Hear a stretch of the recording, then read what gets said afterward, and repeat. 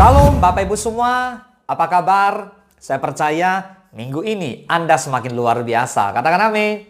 Baik saudara, jumpa kembali bersama-sama di Khotbah Minggu bersama Box Willy. Tema khotbah minggu ini adalah bergulat dengan Tuhan. Wow, mungkin Anda dengar tema ini bingung. Bergulat dengan Tuhan, gimana ceritanya? Nah saudara, kata bergulat ini kalau di Alkitab lebih menggunakan kata bergumul dengan Tuhan. So, saya coba menggunakan analogi seperti ini. Pernahkah Anda menonton pertandingan gulat? Pertandingan gulat atau wrestling ya dulu ya. Zaman saya itu namanya wrestling. Kalau di zaman sekarang namanya Smackdown. Yang ada di berbagai TV nasional. Seringkali menjadi konsumsi bagi kebanyakan orang. Kenapa? Senang ya ada orang wah bergulat seperti itu. Nah, itu seolah-olah seperti sebuah pertunjukan atau sebuah entertainment. Pertandingan gulat yang asli sebenarnya menghadapkan dua orang yang benar-benar bertanding dan bukan hanya berpura-pura bertanding. Karena itu, dalam pertandingan gulat seperti itu, cedera pasti sering terjadi. Nah, hari ini kita akan belajar tentang seorang yang namanya Yakub yang sudah bergumul dengan seseorang dan Yakub menang. Pergumulan Yakub mungkin bisa dibayangkan seperti pertandingan gulat, di mana Yakub pada akhirnya mengalami cedera pada sendi di pangkal pahanya. Lalu Yakub sejak itu timpang. Dan pengalaman itu membuatnya menjadi manusia yang berbeda sikap hidupnya. Dengan siapakah Yakub bergumul pada waktu itu? Yakub bergumul dengan orang yang tidak dikenalnya. Tetapi ia sadar bahwa orang itu adalah utusan Tuhan. Pergumulan Yakub sendiri bukan sekedar perkelahian, tetapi lebih menyerupai permohonan yang sungguh-sungguh agar ia diberkati. Yakub, orang yang nampaknya kurang jujur dan egois itu, mengalami pergumulan hidup yang tidak dapat diatasinya dengan kekuatannya sendiri. Karena itu, ketika ia mendapatkan kesempatan, ia benar-benar mau bergumul untuk mendapatkan pertolongan dari Tuhan. Banyak penafsir Alkitab yang menuliskan bahwa orang yang bergumul dengan Yakub adalah malaikat utusan Tuhan. Tetapi banyak orang juga yang menafsirkan bahwa Yakub bergumul dengan Tuhan Yesus, di mana Tuhan sebelum turun ke dunia sebagai manusia. Apapun yang sebenarnya terjadi, Yakub bergumul dalam menghadapi Tuhan ketika ia berada dalam situasi yang benar-benar kritis. Jika Yakub tidak mendapat berkat Tuhan, maka ia tidak akan bisa melihat hari depan dengan penuh keyakinan. Saudara, Yakub menang dalam pergumulannya dengan Tuhan. Secara fisik, Yakub kalah dengan cedera yang berat. Tetapi secara rohani, Yakub mendapatkan kemenangan hanya karena Tuhan dengan belas kasihan dan karunia-Nya melihat bahwa Yakub benar-benar membutuhkan berkat penyertaannya. Pergumulan Yakub menunjukkan imannya yang percaya bahwa Tuhan adalah satu-satunya sumber keselamatan dan kekuatannya. Pagi ini, apakah saudara punya masalah kehidupan yang berat yang harus Anda hadapi? Apakah Anda sudah menggumulkan semua itu dengan Tuhan? Apakah Anda mempunyai iman bahwa Tuhan adalah Tuhan yang maha kuasa dan yang maha kasih? Tahukah Anda bahwa Tuhan ingin melihat kesungguhan dalam hati kita untuk menjadi umatnya yang bergantung sepenuhnya kepadanya dalam setiap keadaan? Saudara, seperti Yakub yang sudah diberi kemenangan dan kedamaian oleh Tuhan, maka hari ini Tuhan Yesus bisa juga memberikan kemenangan atas kekhawatiran dan kedamaian hidup kepada mereka yang percaya bahwa Yesus adalah Tuhan yang memegang kendali kehidupan kita semua. Boleh katakan amin? Baik, seperti apa Yakub bergulat dengan Tuhan? Mari kita mulai. Ayo kita baca sama-sama Kejadian 32 ayat 22 sampai ayat ke-30. Perikopnya berjudul Pergumulan Yakub dengan Tuhan. Pada malam itu, Yakub bangun dan ia membawa kedua istrinya, kedua budaknya perempuan dan ke-11 anaknya dan menyeberang di tempat penyeberangan sungai Yabok. Sesudah ia menyeberangkan mereka, ia menyeberangkan juga segala miliknya. Lalu tinggallah Yakub seorang diri dan seorang laki-laki bergulat dengan dia sampai fajar menyingsing. Ketika orang itu melihat bahwa ia tidak dapat mengalahkannya, ia memukul sendi pangkal paha Yakub sehingga sendi pangkal paha itu terpelecok ketika ia bergulat dengan orang itu. Lalu kata orang itu, biarkanlah aku pergi karena fajar telah menyingsing. Sahut Yakub, aku tidak akan membiarkan engkau pergi jika engkau tidak memberkati aku. Bertanyalah orang itu kepadanya, siapakah namamu? Sahutnya, Yakub. Lalu kata orang itu, namamu tidak akan disebutkan lagi Yakub, tetapi Israel. sebab engkau telah bergumul melawan Allah dan manusia, dan engkau menang. Bertanyalah Yakub, katakanlah juga namamu. Tetapi sahutnya, mengapa engkau menanyakan namaku? Lalu diberkatinya lah Yakub di situ.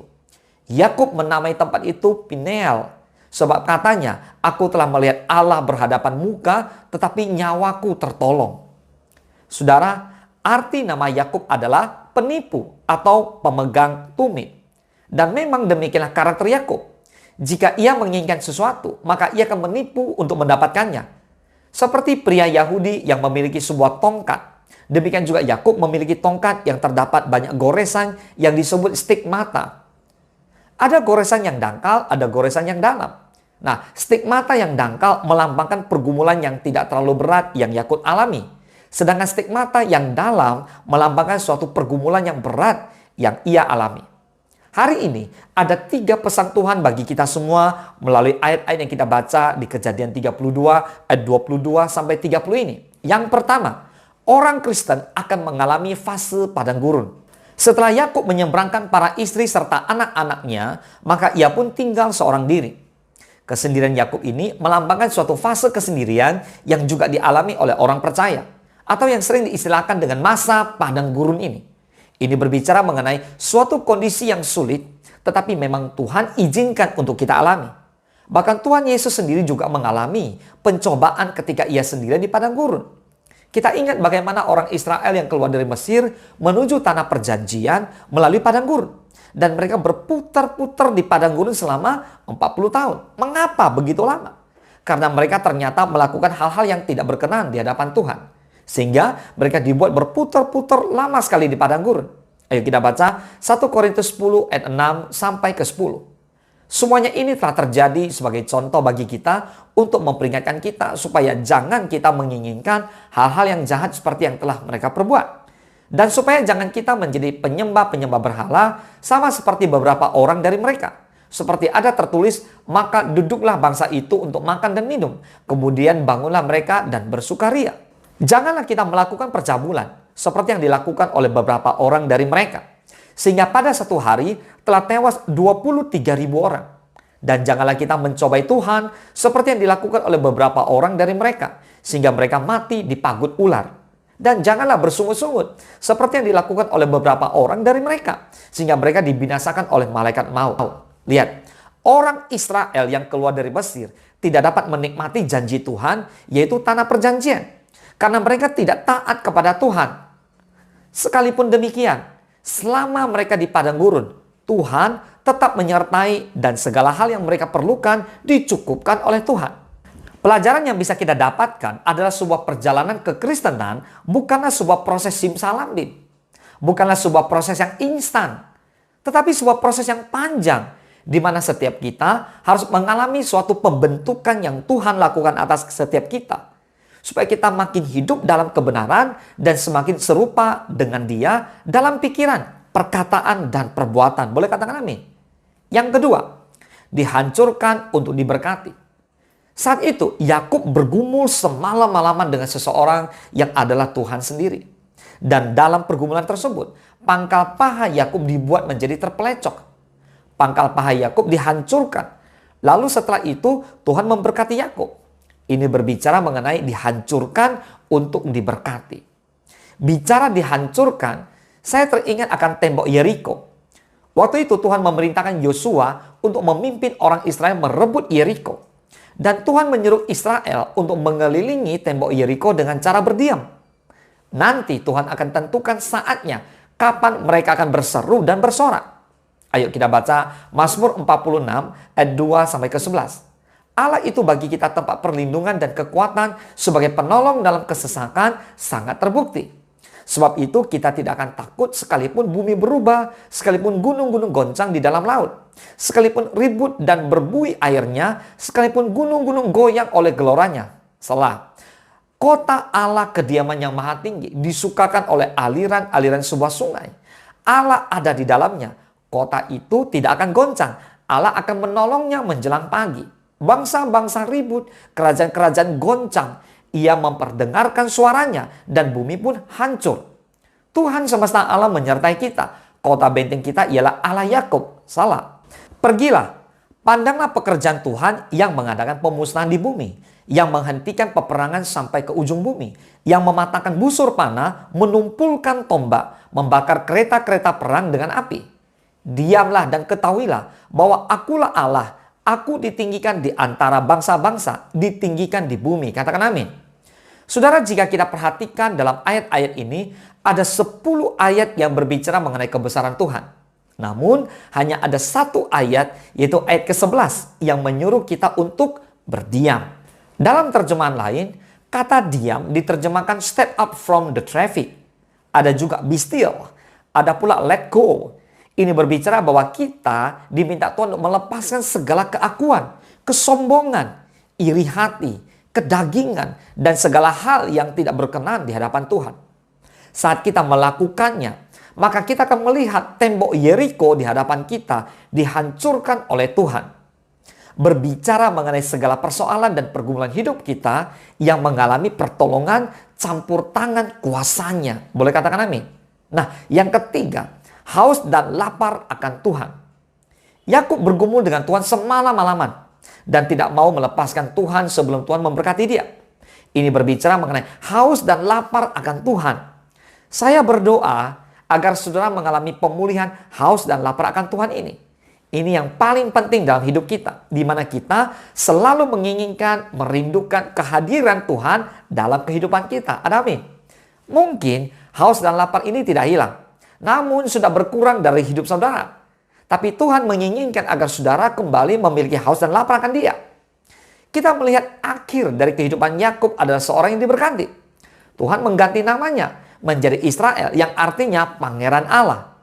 Dimulai dari sungai Yabok yang artinya mengosongkan, di mana Tuhan membersihkan hidupnya, dan ditutup di sebuah tempat yang bernama Peniel, yang artinya dia bertemu dengan Tuhan dan Tuhan memberkati. Amin. Seperti Tuhan mengubah Yakub menjadi Israel, dari Yabok menjadi Peniel, Dia juga ingin mengubah hidup saudara ketika Ia membersihkan hidup saudara. Bahkan sampai hari tuanya kita lihat Yakub atau Israel tetap memiliki roh yang peka. Meskipun matanya rabun, ia dapat mendengar suara Tuhan ketika hendak memberkati kedua cucunya, Manasye dan Efraim, sehingga ia melepaskan berkat sesuai dengan kehendak Tuhan. Saudara, dalam kepekaan akan suara Tuhan, Israel menyilangkan tangannya ketika memberkati Efraim dan Manasye. Tangannya disilangkan berbicara mengenai salib. Saudara, jangan hanya memakai atribut salib, tetapi tidak mengerti dan tidak menghidupi makna salib itu sendiri. Salib berbicara mengenai pengorbanan, kerendahan hati, dihancurkan. Artinya berbicara mengenai lebih memperhatikan orang lain dibandingkan diri sendiri. Sehingga hidup kita menjadi hidup yang diberkati dan dipakai oleh Tuhan dengan luar biasa. Boleh katakan amin? Mari kita bersatu dalam doa. Bapa di dalam surga, terima kasih Tuhan Yesus. Hari ini kami sudah mendengarkan firman Tuhan tentang bagaimana Yakub bergumul dengan Allah, bagaimana bergulat dengan Tuhan dan meraih kemenangan bersama dengan Tuhan. Bapa, kami berdoa bahwa Tuhan, Engkau pasti tahu bahwa kami semua memiliki begitu banyak pergumulan dalam kehidupan ini. Tapi kami tahu Tuhan ingin membawa kami semakin dekat dengan Tuhan. Tuhan ingin memberkati setiap kami. Bapa, kami berdoa bila setiap rekan-rekan kami, semua Bapak Ibu yang saat ini mengikuti khotbah minggu ini, Tuhan Yesus memberkati mereka, campur tangan buat semua pergumulan mereka, agar mereka juga bergumul dengan Allah dan mereka menang. Seperti apa yang dialami oleh Yakub, mereka juga mengalaminya. Yakub menang dan kami semua juga menang. Tuhan, kami berdoa di dalam nama Yesus, berikan kekuatan yang baru kepada kami, agar kami yang bergumul masalah ekonomi, masalah kesehatan, masalah keuangan, keluarga, dan sebagainya. Semuanya kami percaya ada di dalam tangan, ada di dalam rencana, ada di dalam kehendak Tuhan yang sempurna. Dan kami percaya bersama Yesus, kami pasti mengalami kemenangan demi kemenangan. Bapa, terima kasih, berkati kami semua. Kuatkan otot-otot rohani kami agar kami tidak menjadi lemah, tapi kami tetap punya stamina rohani. Kami punya daya tahan rohani yang luar biasa bersama dengan Tuhan Yesus Kristus. Bapa, terima kasih, terpujilah nama Tuhan. Hanya di dalam nama Tuhan Yesus Kristus kami berdoa dan kami mengucap syukur. Haleluya. Mari orang-orang yang diberkati Tuhan Yesus bersama-sama kita katakan amin. Saudara, Ayah sungguh-sungguh hidup di dalam kebenaran firman Tuhan.